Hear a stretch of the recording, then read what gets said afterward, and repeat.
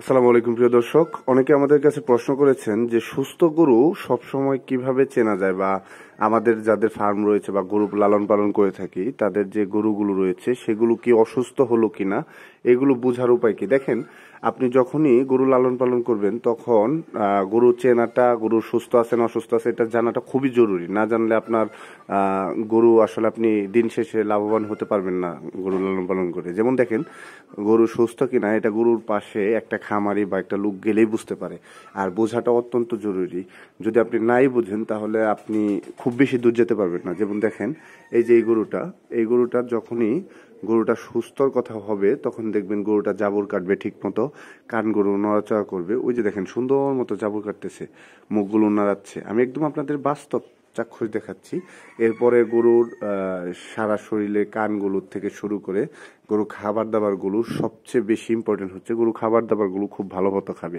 গরু যদি খাবারের ক্ষেত্রে একটু অনীহা বা আপনার পায়খানা বা গরুর প্রস্রাবে যদি আপনার সমস্যা হয় তাহলে বুঝবেন যে গরুর অবশ্যই কোনো সমস্যা হয়েছে। আমি এই যে আরেকটা দেখাই, এই দেখেন অবসর সময় এরা কি করতেছে, খাওয়ার পাশাপাশি সময় মানে গরু যেহেতু অবশ্যই জাবর কাটা প্রাণী, এরা নাড়াচাড়া করবেন এবং আপনি যদি এদের কাছে যান এই দেখেন রেসপন্স করবে আপনার সামনে।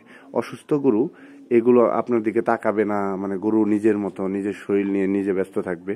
বাট সুস্থ গরু অবশ্যই এই ধরনের রেসপন্স আপনার সাথে অবশ্যই করবে। তো এই বিষয়গুলো আপনাদের মনে রাখতে হবে। এর পাশাপাশি হচ্ছে গরুর মুখের রুচির জন্য অনেক সময় আপনারা দেখবেন যে আদা খাওয়িয়ে দিতে পারেন, ফাঁকি করে একদম মিহিন করে বেটে, ঠিক আছে, ব্লেন্ডার করে যেটাকে বলে। তো এইগুলো করে যখন আপনারা খাওয়িয়ে দিবেন তাহলে গরুর রুচি শক্তি বৃদ্ধি পাবে, হজম শক্তি বৃদ্ধি পাবে। এছাড়া যারা হচ্ছে এইগুলো খাওয়াতে অভ্যস্ত নয় তারা ঔষধ হিসেবে খাওয়াতে পারেন রুজাইম, তারপর হচ্ছে জাইমোভেট, যেগুলো মুখের রুচির জন্য। প্রত্যেকটা খাবারের সাথে দানাদার খাবারের সাথে আপনারা একটা করে প্যাকেট দিয়ে দিলেই, এবং দিনে 2টা প্যাকেট বা একটা করে প্যাকেট 7 দিন খাওয়ালে দেখবেন গরুর রুচি শক্তি অনেকটা বৃদ্ধি পাবে।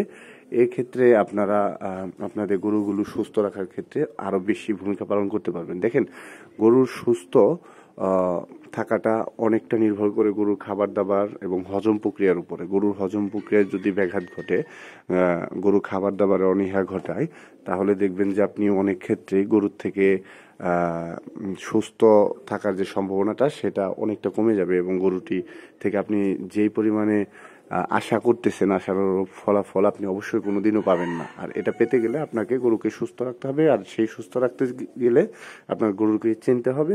এগুলো আসলে একটা আরেকটার সাথে মানে সম্পর্কিত, ঠিক আছে। তো এগুলো মাথায় রাখলে আশা করি যে আপনার খামার ভালো মতো চালাতে পারবেন। তো এই ছিল আজকে ভিডিওটি ভালো লাগলে Siraj dairy farm YouTube channel, Facebook page like subscribe করে আমাদের সাথে থাকুন। ধন্যবাদ সবাইকে। আসসালামু আলাইকুম।